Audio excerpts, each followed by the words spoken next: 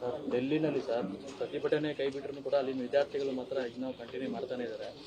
ಇಲ್ಲ, ಪ್ರತಿಭಟನೆ ಕೈ ಬಿಡಲಿಕ್ಕೆ ಮನವಿ ಮಾಡಿದ್ದಾರೆ. ವಿದ್ಯಾರ್ಥಿಗಳ ಬೇಡಿಕೆ ಏನಿದೆ? ಧರ್ಮೇಂದ್ರ ಪ್ರಧಾನ್ ಅವರು ರಾಜೀನಾಮೆ ಕೊಡಬೇಕು. ಅದು ಬಿಟ್ಟಿನೆಲ್ಲ ಮಾತಾಡ್ತಾ ಇದ್ದಾರಲ್ಲ ಪ್ರಧಾನಮಂತ್ರಿಗಳು. ನಾನು ಪದೇ ಪದೇ ಕೇಳ್ತಾ ಇದ್ದೀನಿ. ಇದು ಧರ್ಮೇಂದ್ರ ಪ್ರಧಾನ್ ಅವರು ಅವರ ರಾಜೀನಾಮೆ ಪಡಿಲಿಕ್ಕೆ ಯಾಕೆ ಪ್ರಧಾನಮಂತ್ರಿಯವರು ಹೆದರ್ಕೋತಾ ಇದ್ದಾರೆ? ಏನು RSS ಅವರ ಇಂದ ಏನಾದರೂ ನಿರ್ದೇಶನ ಬಂದಿದೆಯಾ? ಈತ ನಮ್ಮ ಕಾರ್ಯಕರ್ತ, ಈತ ಒಬ್ಬ ಸ್ವಯಂ ಸೇವಕ, ಇವನಿಗೆ ರಕ್ಷಣೆ ಕೊಡಿ ಅಂತ ಬಂದಿದೆಯಾ? ಇದು ಪಾರದರ್ಶಕವಾಗಿ ಹೊಣೆಗಾರಿಕೆ ಇರುವಂಥ ಸರ್ಕಾರ ಅಂತ ಹೇಳ್ಬೋದಾ ನಾವು? ಏನು ರಾತ್ರಿ 12 ಗಂಟೆಗೆ ಬಂದು ನೀವು ಸ್ಟೇಟ್ಮೆಂಟ್ ಕೊಡೋದು? ಪಾರ್ಲಿಮೆಂಟ್ನಲ್ಲಿ ಕೊಡ್ರಿ. ಒಬ್ಬ ಪ್ರಧಾನಮಂತ್ರಿಯಾಗಿ ನೀವು ಇನ್ಸ್ಟಾಗ್ರಾಮ್ನಲ್ಲಿ ನೀವು ಸ್ಟೇಟ್ಮೆಂಟ್ ಕೊಡಬೇಕಾ? ಪಾರ್ಲಿಮೆಂಟ್ನಲ್ಲಿ ಸ್ಟೇಟ್ಮೆಂಟ್ ಕೊಡಬೇಕಾ?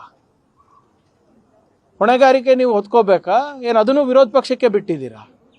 ನನಗೆ ಆಶ್ಚರ್ಯ ಏನಪ್ಪ ಅಂದರೆ, ಎಲ್ಲ ಕಠಿಣ ಪ್ರಶ್ನೆಗಳು ಸರ್ಕಾರದ ಬಗ್ಗೆ ವಿರೋಧ ಪಕ್ಷದವ್ರಿಗೆ ಕೇಳ್ತಾ ಇದ್ದೀರಾ. ಕೇಂದ್ರ ಸರ್ಕಾರದವರಿಗೆ, ಈ ಸಂಸದರಿಗೆ ಏನು ಪ್ರಶ್ನೆಗಳೇ ಇಲ್ಲ ನಿಮ್ಮದು. Dharmendra Pradhan should resign, that is the demand. ಅದು ಯಾರು ಸೋನಮ್ ವಾಂಗ್ಚುಕ್ ಅವರು ಉಪವಾಸ ಸತ್ಯಾಗ್ರಹ ಬಿಟ್ಟರು ಅಷ್ಟೇ, ಬೇರೆ ಯಾರು ಪ್ರಾರಂಭ ಮಾಡಿದ್ರು ಅಷ್ಟೇ. ವಿದ್ಯಾರ್ಥಿಗಳ ಭವಿಷ್ಯದ ಬಗ್ಗೆ ಕಾಳಜಿ ಇದ್ದರೆ, ಬದ್ಧತೆ ಇದ್ದರೆ, ನೀವು ಅಮೃತ ಕಾಲ ಕಟ್ಟಬೇಕು ಅಂತ ಇದ್ದರೆ, ವಿಕಸಿತ ಭಾರತ್ ಮಾಡಬೇಕು ಅಂದರೆ ಯುವಕರನ್ನು ದೂರ ಇಟ್ಟು ಮಾಡಲಿಕ್ಕಾಗೋದಿಲ್ಲ. ಅವರ ಹಿತಾಸಕ್ತಿ ಬಗ್ಗೆ ಒಂದು ಸ್ವಲ್ಪನ ಕಾಳಜಿ ಇದ್ದರೆ ಧರ್ಮೇಂದ್ರ ಪ್ರಧಾನನ ರಾಜೀನಾಮೆ ತಗೋಬೇಕು. ನೀವು ಯಾಕೆ ವರಿ ಮಾಡ್ತೀರಾ? ನಾವು ನಿಮ್ಮ ರಕ್ಷಣೆಗೆ ನಿಂತೀವಿ ಮೋದಿಯವರೇ. Congress will stand by you. ಹೆದರ್ಕೋಬೇಡಿ, ರಾಜೀನಾಮೆ ಪಡೀರಿ. We are with you. 56 inch ಕಾ ಸೀನಾ ಅಂತ ನೀವು ಹೇಳ್ಕೊಂಡು ಓಡಾಡ್ತಿರಲ್ಲ, ಪಾಕಿಸ್ತಾನಿಗೆ ಲಾಲಾಂಕ್ ತೋರಿಸ್ತೀನಿ ಅಂತ ಹೇಳ್ಕೋತಿರಲ್ಲ. ಫಸ್ಟು ನಿಮ್ಮವ್ರಿಗೆ ತೋರಿಸಿ ಲಾಲಾಂಕು, ಅದಾದಮೇಲೆ ಮಿಕ್ಕಿದ್ದು ಮಾತು. ಸಚಿವರಿಗೆ ಕರೆ ಮಾಡಿ ರೀಲ್ಸ್ ಮಾಡಿ ಇನ್ಸ್ಟಾಗ್ರಾಮಲ್ಲಿ ಗುರುತಿಸ್ಕೊಳ್ಳಿ, ಯುವಕರಿಗೆ ಅರ್ಥ ಆಗಿ ಅಂತ. ನಿಮ್ಮ BJP ಕರ್ನಾಟಕದವ್ರಿಗೆ ಹಾಕ್ರಪ್ಪ, ದಿನ ನಮಗೆ ಟ್ರೋಲ್ ಮಿನಿಸ್ಟರ್ ಅಂತ ಹೇಳ್ತಾರೆ. ಅಲ್ಲಿ ಅವ್ರ ಪ್ರಧಾನಮಂತ್ರಿನೇ ಟ್ರೋಲ್ ಮಾಡ್ತಾ ಇದ್ದಾರೆ ದೇಶಕ್ಕೆ. ಇದು ಯಾಕೆ ಮಾಡ್ತಾ ಇದ್ದಾರೆ ಅಂದರೆ ಸಾಧನೆ ಶೂನ್ಯ. ಅದಕ್ಕೆ ಇವತ್ತು ಸುಮ್ಮನೆ ಪ್ರಚಾರಕ್ಕೋಸ್ಕರ ಏನಾದರೂ ಮಾಡಿ, ನೀವು ಸಾಧನೆ ಏನಿದೆ ಹೇಳಿ? 10 ವರ್ಷದಲ್ಲಿ 152 ಪೇಪರ್ ಲೀಕು ಸಾಧನೆನಾ? ಕೋಟ್ಯಾಂತರ ಮಕ್ಕಳ ಭವಿಷ್ಯ ಹಾಳು ಮಾಡಿದ್ದು ಸಾಧನೆನಾ? Make in India, digital India, skill India, Beti Padhao Beti Bachao, ನಿಮ್ಮ ಸ್ಮಾರ್ಟ್ ಸಿಟಿ, ಡಿಜಿಟಲ್ ಇಂಡಿಯಾ ಯಾವ್ದು ಸಕ್ಸಸ್ ಆಗಿದೆ ತೋರಿಸ್ಬಿಡಿ. ಒಂದು ಸಕ್ಸಸ್ ತೋರಿಸ್ಬಿಡಿ. ಇವರೇ 100 ಸ್ಮಾರ್ಟ್ ಸಿಟಿ ಮಾಡ್ತೀನಿ ಅಂತ ಹೇಳಿ 1 ಸ್ಮಾರ್ಟ್ ಸಿಟಿ ಮಾಡಿದ್ರಾ? ದಯವಿಟ್ಟು ರೀಲ್ಸ್ ಮಾಡಿ. ಆದರೆ ಬೇರೆದು ಯಾವುದೋ ಒಂದು ಅಮೇರಿಕಾದು ಇದ್ರದ್ದು ರೀಲ್ಸ್ ಅಲ್ಲ, ಬೇರೆ ದೇಶದ ತೋರಿಸೋದಲ್ಲ, ಫೇಕ್. ಇದು ನಿಮ್ಮ ಸಾಧನೆಗಳು ಏನಿದೆ ತೋರಿಸಿ. ನೀಟು ಹೋರಾಟ ಏನಾದ್ರು ಹಳ್ಳಿ ತಪ್ತದೆ ಅಂತ ಸರ್? ಯಾಕಂದ್ರೆ ಅಲ್ಲಿ ದೇಶದ್ರೋಹಿಗಳದ ಫೋಟೋಗಳನ್ನೆಲ್ಲ ಹಿಡಿದಂತ. ಯಾರು ದೇಶದ್ರೋಹಿ? ಯಾರು? ಉಮರ್ ಖಾಲಿದ್ ಮತ್ತೆ ಶಾರ್ಜಿಲ್ ಫೋಟೋ. ಆಯ್ತು ರೀ, ಉಮರ್ ಖಾಲಿದ್ದು ಜೈಲ್ನಲ್ಲಿದ್ದಾರಲ್ಲ, ಚಾರ್ಜ್ ಶೀಟ್ ಯಾಕೆ ಹಾಕಿಲ್ಲ? ಇದು ಅತ್ಯಂತ ಸಮರ್ಥ ಸರ್ಕಾರ ಅಲ್ವಾ? ನಮಗೆ ಸ್ವಾತಂತ್ರ್ಯ ಬಂದಾದ ಮೇಲೆ ಅತ್ಯಂತ ಸಮರ್ಥ ಸರ್ಕಾರ ಇದ್ದವರು ಇನ್ನು ಉಮರ್ ಖಾಲಿದವರಿಗೆ ಯಾಕೆ ಇನ್ನೂ ಶಿಕ್ಷೆ ಆಗಿಲ್ಲ? ಬೇರೆಯವ್ರಿಗೆ ಯಾಕೆ ಶಿಕ್ಷೆ ಆಗಿಲ್ಲ? ಇವ್ರು ಯಾರ್ರೀ ಆ್ಯಂಟಿ ನ್ಯಾಷನಲ್ ಅಂತ ಘೋಷಣೆ ಮಾಡೋದಕ್ಕೆ? ಇವರೇನು ಗುತ್ತಿಗೆ ತೊಗೊಂಡಿದ್ದಾರ? 52 ವರ್ಷ ಬೇಕಾಗಿತ್ತು ಇವರಿಗೆ ನಮ್ಮ ದೇಶದ ಬಾವುಟ ಹಾರಿಸ್ಲಿಕ್ಕೆ. RSS ಕ್ಯಾಂಪ್ನಲ್ಲಿ, RSS ಹೆಡ್ ಕ್ವಾರ್ಟರ್ನಲ್ಲಿ, ಅದನ್ನು ಕೋರ್ಟ್ ಆದೇಶ ಬಂದ ಮೇಲೆ ಹಾಕಿದ್ದು. ಇವರಿಂದ ದೇಶಭಕ್ತಿ ಪಾಠ ಕಲಿಬೇಕಾ? ಇವ್ರು ಯಾರು ದೇಶಭಕ್ತರು ಅಂತ ಹೇಳ್ತಾರಾ? ಈಗ ಗೋಡ್ಸೆಗೆ ಪೂಜೆ ಮಾಡ್ತಾರೆ ಇವರೆಲ್ಲರೂ BJP ಅವರು. ಗೋಡ್ಸೆ ಯಾರಿಗೆ ಕೊಂದಿದ್ದು? ಗಾಂಧೀಜಿಯವರಿಗೆ. ಅಂದರೆ ಗೋಡ್ಸೆ ಕೊಂದವ್ರು ದೇಶಭಕ್ತರು ಅಂದರೆ ಗಾಂಧೀಜಿ ಏನು? ಮತ್ತು ಕ್ಯಾಬಿನೆಟ್ ಮೀಟಿಂಗಲ್ಲಿ ನೀವು ಫುಟೇಜ್ ನೋಡ್ತಿರ್ಬೇಕಲ್ಲ, ಹಿಂದೆಗಡೆ ಸಾವರ್ಕರ್ ಫೋಟೋ ಇದೆಯಾ, ಗೋಡ್ಸೆ ಫೋಟೋ ಇದೆಯಾ, ಗಾಂಧೀಜಿ ಫೋಟೋ ಇದೆಯಾ? ಇವ್ರು ಯಾರು? Who are these people to tell who is national and who is anti national? ಇವ್ರಿಗೇನು ಸರ್ಟಿಫಿಕೇಷನ್ದು ಇದು ಕೊಟ್ಟಿದ್ದೀವ ನಾವು? ಕಾಂಟ್ರಾಕ್ಟ್ ಕೊಟ್ಟಿದ್ದೀವ? ಒಂದು ಸ್ವಾತಂತ್ರ್ಯ ಹೋರಾಟದಲ್ಲಿ ಪಾಲ್ಗೊಂಡಿಲ್ಲ, ಒಂದು ಯಾವುದು ಕಾನ್ಸ್ಟಿಟ್ಯೂಂಟ್ ಅಸೆಂಬ್ಲಿ ಡಿಬೇಟಲ್ಲಿ ಪಾರ್ಟಿಸಿಪೇಟ್ ಮಾಡಿಲ್ಲ. ಸಂವಿಧಾನವನ್ನು ಲೋಕಾರ್ಪಣೆ ಮಾಡಬೇಕಾದಾಗ ಮನುಸ್ಮೃತಿ ನಮ್ಮ ಸಂವಿಧಾನ ಆಗಬೇಕು ಅಂತ ಹೇಳಿದವರು.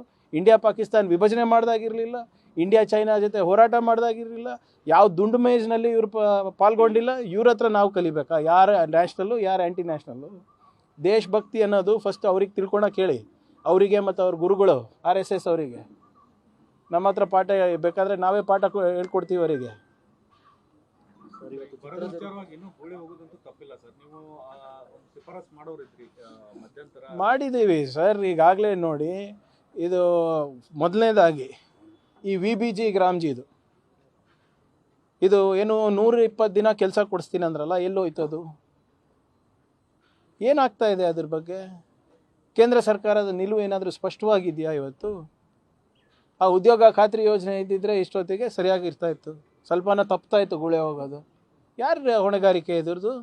ಆಮೇಲೆ ಬರ ಡಿಕ್ಲೇರ್ ಮಾಡಿ ಅಂದ್ಬಿಟ್ಟು BJP ಅವರು ಬೊಬ್ಬೆ ಹೊಡಿತಾ ಇದ್ದಾರಲ್ಲ, ಯಾರು ಡಿಕ್ಲೇರ್ ಮಾಡಬೇಕಾಗಿರೋದು? ಕೇಂದ್ರ ಸರ್ಕಾರ ಅಲ್ವಾ? ಮಾನದಂಡಗಳು ಯಾರ್ದು? ಕೇಂದ್ರ ಸರ್ಕಾರದಲ್ವಾ? ಅದ್ರ ಪ್ರಕಾರ ನಾವು ಈಗಾಗಲೇ ರೆವಿನ್ಯೂ ಮಿನಿಸ್ಟರು, ಮುಖ್ಯಮಂತ್ರಿಗಳು ಎಲ್ಲರೂ ಬರೆದಿದ್ದಾರಲ್ಲ, DCM ಬರೆದಿದ್ದಾರಲ್ಲ, ಅದಕ್ಕೇನಾದರೂ ಉತ್ತರ ಕೊಟ್ಟಿದ್ದಾರಾ ಅವರು? ಇದು ಒಳ್ಳೆ ಕಥೆ ಆಯಿತು. ಹೊಣೆಗಾರಿಕೆ ಬರೀ ರಾಜ್ಯ ಸರ್ಕಾರದ್ದು, ಕೇಂದ್ರ ಸರ್ಕಾರದ್ದು ಏನು ರೀಲ್ಸ್ ಮಾಡೋದಾ? ಅಷ್ಟಕ್ಕೆ ಸೀಮಿತ ಅವ್ರದ್ದೇನು ಜವಾಬ್ದಾರಿ ಇಲ್ವಾ? ನಮ್ಮ ತೆರಿಗೆ ಬೇಕು, ನಮ್ಮ ಶ್ರಮ ಬೇಕು, ನಮ್ಮ ಬೆವರು ಬೇಕು ಕನ್ನಡಿಗರದು. ಅವ್ರ ಕೆಲಸ ಅವ್ರ ಜವಾಬ್ದಾರಿ ಏನಾದರೂ ಮಾಡ್ತಾ ಇದ್ದಾರಾ ಅವ್ರು ಇವತ್ತು? ಝೀರೋ ಅಕೌಂಟಬಿಲಿಟಿ, ಝೀರೋ ಪ್ರೋಗ್ರೆಸ್ ಅವ್ರದ್ದು. ಸರ್, ನೀನು ವೇಣುಗೋಪಾಲ್ ಅವರು ಹೇಳಿದ್ದಾರೆ ಸರ್, ಯಾವುದೇ ಕ್ಷಣದಲ್ಲಿ ಬೇಕಾದರೂ ಸಚಿವ ಸಂಪುಟ ವಿಸ್ತರಣೆ ಆಗುತ್ತೆ. ಮತ್ತು ಹೈಕಮಾಂಡ್ ಹೇಳಿದ್ಮೇಲೆ ಮುಗೀತಲ್ಲ, ನನ್ನ ಹತ್ರ ಯಾಕೆ ಕೇಳ್ತಾ ಇದ್ದೀರಾ? ಯಾರು ಹೋಗ್ತಿಲ್ಲ ಡೆಲ್ಲಿಗೆ ಅನ್ನುವಂಥ ಅವರೇ ಇಲ್ಲಿ ಬಂದಿದ್ದಾರಲ್ಲ. ಇವರೇ general secretary organisation ESCOM, general secretary in charge ESCOM, ಮಾತುಕತೆ ಮಾಡಿದ್ದಾರೆ. XCM, CM, DCM ಜೊತೆ ಮತ್ತು PCC ಅಧ್ಯಕ್ಷರ ಜೊತೆ ಮಾಡಿದ್ದಾರೆ. ಅವ್ರು ಹೇಳಿದ್ಮೇಲೆ ಆಯ್ತಲ್ಲ, ನಮ್ಮ ಹೈಕಮಾಂಡ್ ಹೇಳಿದ್ಮೇಲೆ ಮುಗೀತು. ರಾಜ್ಯ ನಾಯಕರ ಅಭಿಪ್ರಾಯ ಸಂಗ್ರಹ ಮತ್ತೇನು ಮಾಡ್ಕೊಳ್ಳಲ್ಲ. ಇವರೆಲ್ಲ ಯಾರು ಮತ್ತೆ PCC ಅಧ್ಯಕ್ಷರು ಮತ್ತು CM, DCM, ವರಿಷ್ಠ ನಾಯಕರು ಎಲ್ಲ ಜೊತೆ ಮಾತನಾಡಿದಾರಲ್ಲ. ಈಗ ಯಾವುದೇ ಕ್ಷಣದಲ್ಲೂ ಆಗ್ಬೋದು ಅಂತ ಅವ್ರು ಹೇಳಿದ್ಮೇಲೆ ತೀರ್ಮಾನ ತಗೋತಾರೆ. ಹೆಚ್ಚುವರಿ ಡಿಸಿಷನ್ಗಳು ಏನಾದರೂ ಬರ್ತಾರಾ? ಚರ್ಚೆ ನಡೆದಿದೆ. ಯಾವ್ದು ಚರ್ಚೆ ಬಗ್ಗೆ ಗೊತ್ತಿಲ್ಲ. ಒಂದು ಕೆಲಸ ಮಾಡೋಣ, ಬರೀ CM ಒಬ್ಬರೇ ಮಾಡಿ ಮಿಕ್ಕಿದೆಲ್ಲ ಕ್ಯಾಬಿನೆಟ್ DCM ಆಗಿಬಿಡೋಣ. ಅದು ಬೆಟರ್ ಅಲ್ಲ? ಹಂಗೆ ಮಾಡೋಕ್ಕಾಗ್ತದೆ ನೋಡಿ. ಸಮುದಾಯ ಪ್ರಾತಿನಿಧ್ಯ ಸರ್ಕಾರ ನಡೆಸ್ತಾ ಇದ್ದೀವಿ ನಾವು, ಜವಾಬ್ದಾರಿಯುತವಾಗಿ ನಡೆಸಬೇಕಾಗ್ತದೆ. ಜನರು ನಮಗೆ ಸುಮಾರು 140 ಸೀಟ್ ಆಶೀರ್ವಾದ ಮಾಡಿದ್ದಾರೆ. ಅದನ್ನು ಗಣನೆಗೆ ತೊಗೊಂಡು ಒಂದು ಒಳ್ಳೆ ಆಡಳಿತ ಕೊಡಬೇಕು ಅಂತ ಅಷ್ಟೇ. ಇವೆಲ್ಲ ಜವಾಬ್ದಾರಿಗಳು ಯಾರಿಗೆ ಕೊಡಬೇಕು, ಯಾರಿಗೆ ಬಿಡಬೇಕು, ಯಾವ ಮಟ್ಟಿನಲ್ಲಿ ಕೊಡಬೇಕು, ಯಾವ ಹಂತದಲ್ಲಿ ಕೊಡಬೇಕು, ಅದು ವರಿಷ್ಠರು ತೀರ್ಮಾನ ಮಾಡ್ತಾರೆ. PCC ಅಧ್ಯಕ್ಷರು ಕೂಡ ಜಿಲ್ಲಾ ಮಟ್ಟದಲ್ಲಿ ನೀಟನ್ನು ಹೋರಾಟ ತೀವ್ರಗೊಳಿಸಿ ಅಂತ ಒಂದು ಆದೇಶ ಮಾಡಿದ್ದಾರೆ. ಅಲ್ಲಿ ಹೇಗಿರ್ತದೆ ಸರ್ ಕಾನೂನು? ಇಲ್ಲಿ ಕಾನೂನು ಸುವ್ಯವಸ್ಥೆ ಏನಿಲ್ಲ. ಈಗ ನೋಡಿ, ಈಗ 6 ದಿನದಿಂದ ಇಲ್ಲಿ ನಡೀತಾ ಇದೆ ಫ್ರೀಡಮ್ ಪಾರ್ಕ್ನಲ್ಲಿ. ಯಾವುದಾದ್ರೂ ತೊಂದರೆ ಆಗಿದೆಯಾ? ಹೋಗಿ ಯಾರು ಪ್ರತಿಭಟನೆ ಮಾಡ್ತಾ ಇದ್ದಾರೆ ಅವ್ರಿಗೆ ಕೇಳಿ, ಸಂಪೂರ್ಣವಾದಂಥ ಸಹಕಾರ ನಮ್ಮ ಇಲಾಖೆಯಿಂದ ಕೊಡ್ತಾ ಇದ್ದಾರೆ. ನೀವು ಪ್ರಧಾನಮಂತ್ರಿಗೆ ನಾನು ನಿಮ್ಗೆ ಕಳಿಸ್ಕೊಡ್ತೀನಿ, ದಯವಿಟ್ಟು ಪ್ರಧಾನಮಂತ್ರಿ ಮತ್ತು ಅಮಿತ್ ಶಾ ಅವರಿಗೆ ರೀಲ್ ಕಳಿಸ್ಕೊಡಿ. ಹೆಂಗೆ ನಮ್ಮ ಯಾರು ಪ್ರತಿಭಟನೆ ಮಾಡ್ತಾ ಇರೋ ವಿದ್ಯಾರ್ಥಿಗಳು ಪೊಲೀಸ್ ಇಲಾಖೆಗೆ ಪ್ರಶಂಸೆ ಮಾಡಿದ್ದಾರೆ. ಅವ್ರು ಮಾಡ್ತಾ ಇರೋದು ಸರಿಯಾಗಿ ಅನುಕೂಲ ಮಾಡ್ಕೊಳ್ತಾ ಇದ್ದಾರೆ, ಯಾವುದೇ ದಬ್ಬಾಳಿಕೆ ಇಲ್ಲ, ಭಾಳ ಶಿಸ್ತಿಂದ ನಾವು ಇದ್ದೀವಿ, ಅವರು ನಮಗೆ ಸಹಕಾರ ಮಾಡ್ತಾ ಇದ್ದಾರೆ ಅಂತ ಭಾಳ ಚೆನ್ನಾಗಿ ಒಬ್ಬರು ಮಹಿಳೆಯರು ಹೇಳಿದ್ದಾರೆ. ಅದ್ರ ಬಗ್ಗೆ ಸ್ವಲ್ಪ ಅಮಿತ್ ಶಾ ಅವ್ರಿಗೆ ಹೇಳಿ, ಕರ್ನಾಟಕದಿಂದ ಕಲ್ತ್ಕೊಳ್ಳೋಕ್ಕೆ ಗೃಹ ಇಲಾಖೆ ಹೆಂಗೆ ನಡೆಸೋದು ಅಂತ.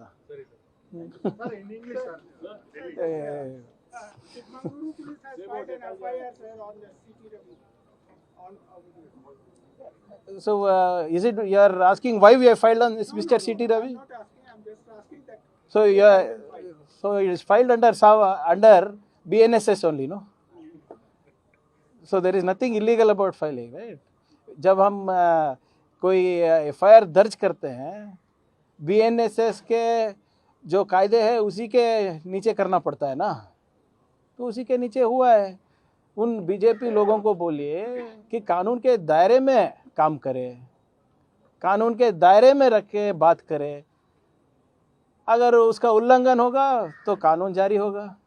फिर रोते बैठेंगे प्रियंका खरगे ने, कांग्रेस पार्टी ने, DK शिव कुमार साहब ने हम पर केस डाला. ऐसे बात ही क्यों करते हो जिस पे आपका मुकदमा चले, जिससे आपको जेल हो? मेरा एक गुजारिश है, उन तक पहुंचाइए. सुप्रीम कोर्ट में उन्होंने स्टे लिया है उनका वॉइस सैंपल देने के लिए, एक वॉइस सैंपल भिजवा दीजिए. ಸರ್ ಎಂ ಬಿ ಪಾಟೀಲ್ ಅವರು ಭೇಟಿ ಮಾಡಿದ್ರು ಸರ್ ತಮ್ಮ? ಇಲ್ಲ, ಎಂ ಬಿ ಪಾಟೀಲ್ ಅವರು ಇಲಾಖೆಗೆ ಸಂಬಂಧಪಟ್ಟಂತೆ ಈಗ ನಾವು ಬ್ಯಾಂಗ್ಳೂರ್ ಟೆಕ್ ಸಮಿಟ್ ನವೆಂಬರ್ನಲ್ಲಿ ಮಾಡ್ತಾ ಇದ್ದೀವಿ. ಮತ್ತು ಅವ್ರದ್ದು ಇನ್ವೆಸ್ಟ್ ಕರ್ನಾಟಕ ಮುಂದಿನ ವರ್ಷ ಏನು ಫಸ್ಟ್ ಕ್ವಾರ್ಟರ್ನಲ್ಲಿ ಮಾಡಬೇಕು ಅಂತ ಇದ್ದಾರೆ. ಸೊ ಅದು ಸಮಾಲೋಚನೆಗೆ ಬಂದಿದ್ರು ಅಷ್ಟೇ. ಮುಂಗಾರು ಅಧಿವೇಶನದಲ್ಲಿ ಕನ್ನಡಿಗರಿಗೆ ಖಾಸಗೀಕರಣದಲ್ಲಿ ಆದ್ಯತೆ ಕೊಡ್ತಕ್ಕಂಥ ಬಿಲ್ ಏನಾದ್ರು ತರ್ತಿದೆ ಸರ್? ಅಂಥದ್ದು ಯಾವುದು ನನ್ನ ಗಮನಕ್ಕಿಲ್ಲ. ಈಗಾಗಲೇ ಕಾರ್ಮಿಕ ಇಲಾಖೆಯಿಂದ ತರಕ್ಕೆ ಹೊರಟಿದ್ದು ಹಾಗೆ ನಿಂತ್ಕೊಂಡಿದ್ದು. ಇಲ್ಲ, ಅದು ಇನ್ನೂ ಯಾವುದು ಚರ್ಚೆಗೆ ಬಂದಿಲ್ಲ, ಕ್ಯಾಬಿನೆಟ್ ತನಕ ಬಂದಿಲ್ಲ. ಅದು ಇಲಾಖೆ ಮಟ್ಟದಲ್ಲಿ ಚರ್ಚೆ ಆಗ್ತಿರ್ಬೋದು, ಅದ್ರ ಬಗ್ಗೆ ಹೆಚ್ಚು ಮಾಹಿತಿ ಇಲ್ಲ, ಕ್ಯಾಬಿನೆಟಿಗೆ ಬಂದಿಲ್ಲ ಸದ್ಯಕ್ಕೆ. Okay sir. Sir, National Testing Agency has removed 47 officials to initiate action. How do you think? What's the point? What's the point of removing 47 people when the person, the head of the department, is still functioning? Why is Mr. Dharmendra Pradhan not resigning? Why is he so indispensable? Because he's a RSS man. Has Mr. Mohan Bhagwat told Mr. Modi not to seek his resignation? Why is Mr. Modi so afraid of Dharmendra Pradhan ji? Modi ji, डरो मत, resignation लीजिए, हम आपके साथ हैं, पूरा युवा आपके साथ है, डरिए मत. धर्मेंद्र प्रधान जी का इस्तीफा ले लीजिए, पूरे युवा आपको ब्लेसिंग्स देंगे, आशीर्वाद देंगे.